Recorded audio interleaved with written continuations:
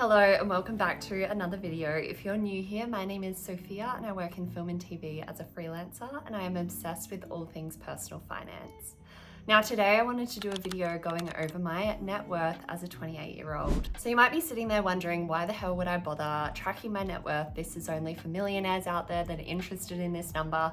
But for me, it is a key gauge to sort of know how I'm tracking and progressing over the years.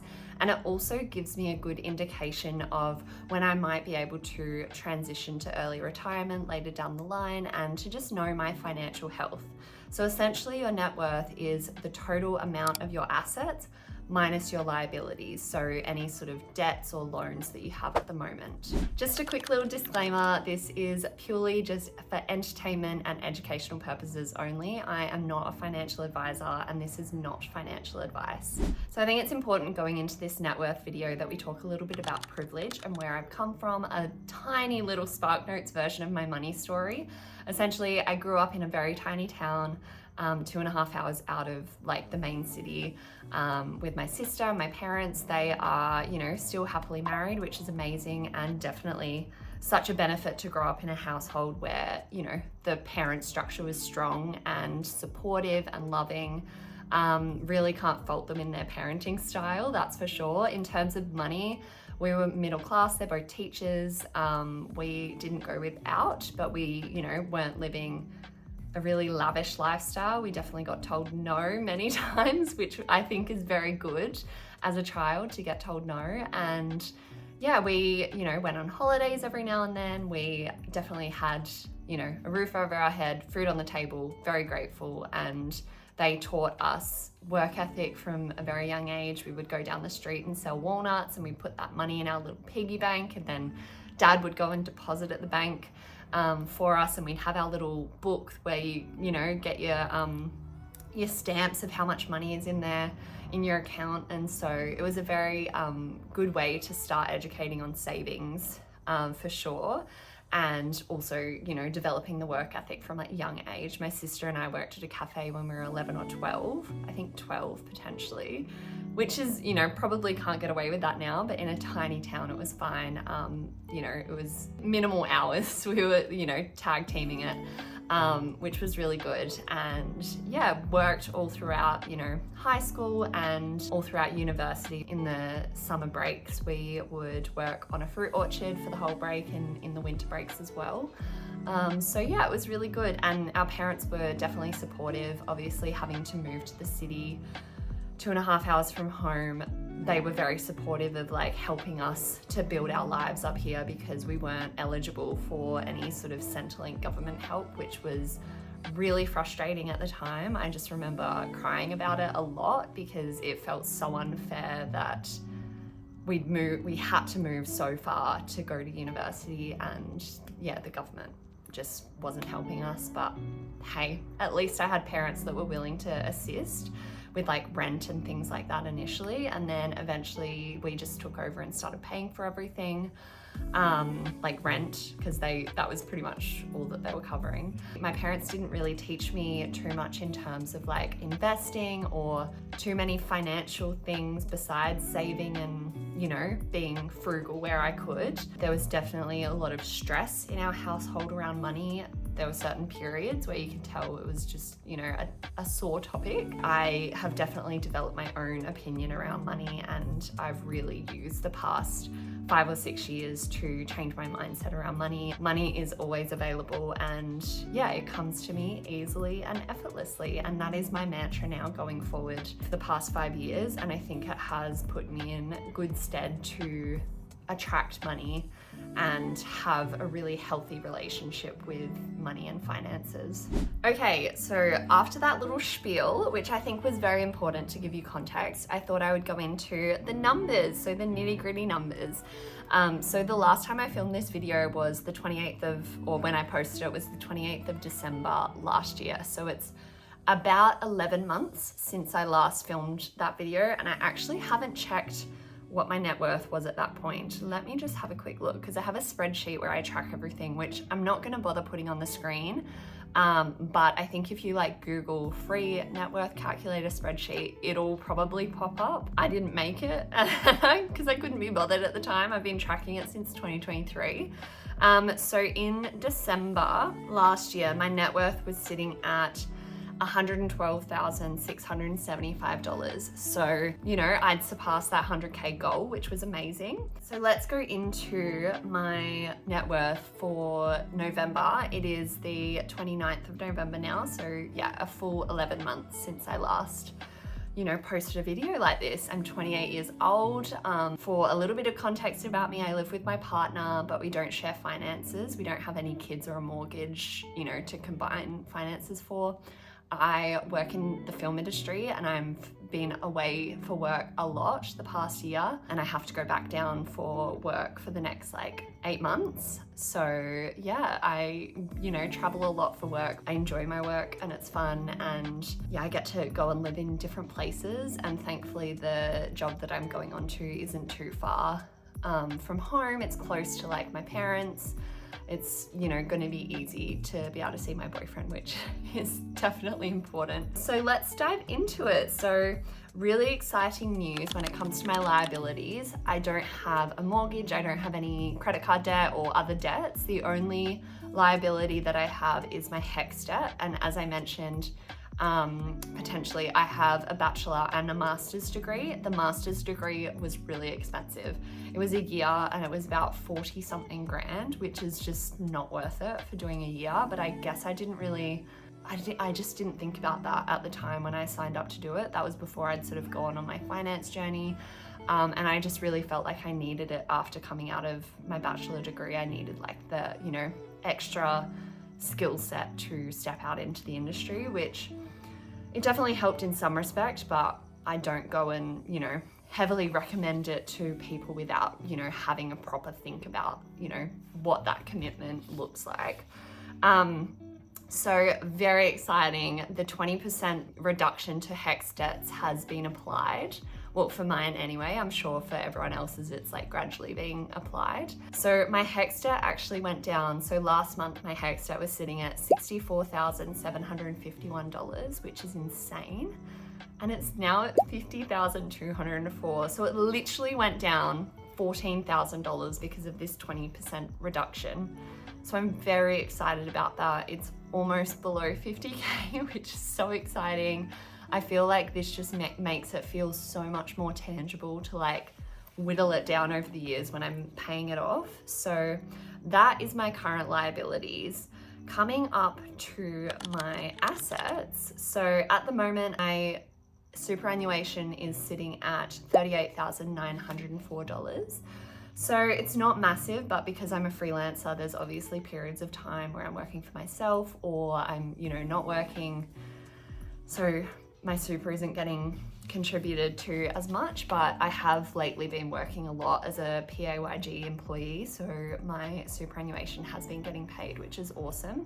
So love to see that grow. I don't make any extra contributions myself because I'm just really focused on investments outside of my superannuation portfolio. My main investment account, which has sort of like a split between, it's probably like 80% Australian shares and 20% American shares. I haven't invested in American shares for quite a while because it's cooked over there and I just am not feeling very trusting of what's happening in the market over there. It's too, unsteady for me at the moment. But my main investment account is sitting at $101,625. So we cracked over the 100K for my main investments, which is awesome. My Raiz account, which is the micro investing app that I started my investing journey on just by doing micro investments, that's currently sitting at $6,071. So it's actually gone down $100 from last month. And then my Spaceship account, which is also another micro investing app that I signed up to and I've just sort of kept because it doesn't really matter if I keep adding to it. That's sitting at $5,297. So my total investments are currently sitting at $151,897. So the really exciting thing about this number is I have actually surpassed Coast Fire. So I used ChatGPT to figure this out for me. Yesterday I was just having a look and curious about Coast Fire and, you know, when I might hit that, because I thought maybe it was in a couple of years or so. And I popped in my numbers, and I think I popped in, you know, a 9% return rate. And Coast Fire essentially means that you have enough invested currently to, if you don't invest another penny, you will be able to retire at 60 with, you know, your set amount of however much you want. And so I've actually hit Coast Fire already. And even with like an 8% return rate, I've hit Coast Fire as well. And to be able to have like a 50 to 60K retirement, I think I'm about 10 grand off, like with my total investments. If I, you know, have another 10 grand in there, I will be able to have an 80K retirement, which means you can draw down 4%, which would be $80,000 to live off each year, you know, when you're 60. Obviously, I'm not going to stop investing today. That is not on the cards for me. I'm going to keep investing aggressively over the next years while I can. So yeah, it's just nice to know that if I stop today, if I couldn't invest another penny, I'm going to be set for when I'm in my 60s. Obviously, I want to retire or have the option to retire earlier than that. So I'm still working at it, but it's just really, it's given me a lot of peace of mind at least. So those are my investments. I do have some crypto, which I don't touch, haven't touched since 2020. That's currently sitting at $168, so barely anything. Then my savings account, which is in a high interest savings account. So this has my $10,000 emergency fund. It has some money for tax just in case. And then it also has my house deposit fund. So that's sitting at $69,396. So that's great. And then my general sort of savings account, which has a lot of sinking funds. It's where I sort of pay bills from and, you know, filter my money into all my sinking funds. That has $18,600 at the moment. And then my general cash, which is like the, you know, I'd call it my checking account, I guess, is where my pay gets deposited, and that has $510 in it at the moment because I, you know, transfer it out to all these other accounts as soon as I get paid. So my total assets are currently sitting at $240,571. So I'm very happy about that. That is obviously an insane number to think I've got, you know, almost $250,000 in assets without having a house. Like, I don't know, I feel like I just get so accustomed to these numbers that it takes me a little while to process what that number actually means. So I'm very proud of that. So at the moment, essentially all I have to do is, you know, I've got my assets and then I just have to take away my liabilities to give me my net worth number.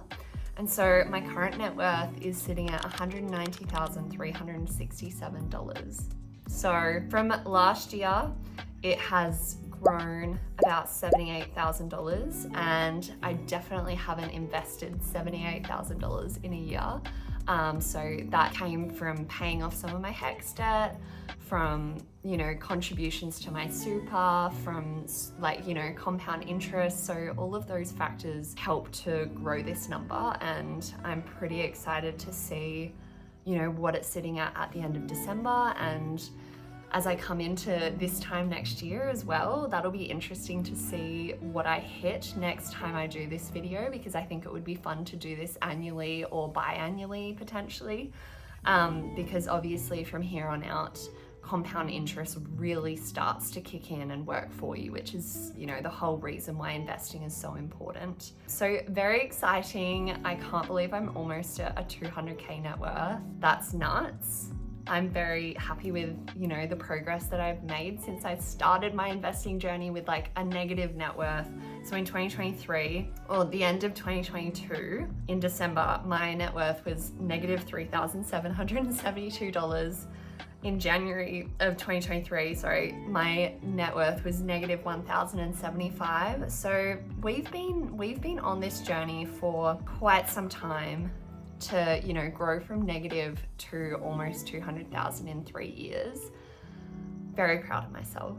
So alas, that's where my net worth is sitting. Obviously this isn't, you know, a video to compare yourself. This is just how I'm sitting at the moment with my finances and what my goals are. I'm kind of hoping at this time next year I could surpass, you know, 250,000 net worth. That would be awesome. Or if I was even able to, you know, hit higher than that, that would be a push, but it would be really exciting to reach that sort of goal. So very, very happy and yeah, proud of myself for hitting this milestone, because my goal for 2025 was to reach 150k net worth, and so I've well and truly surpassed that, and that's definitely thanks to the HECS debt reduction. But yeah, all in all, very exciting. And yeah, I hope you enjoyed listening to these numbers and my net worth, and maybe it's inspired you to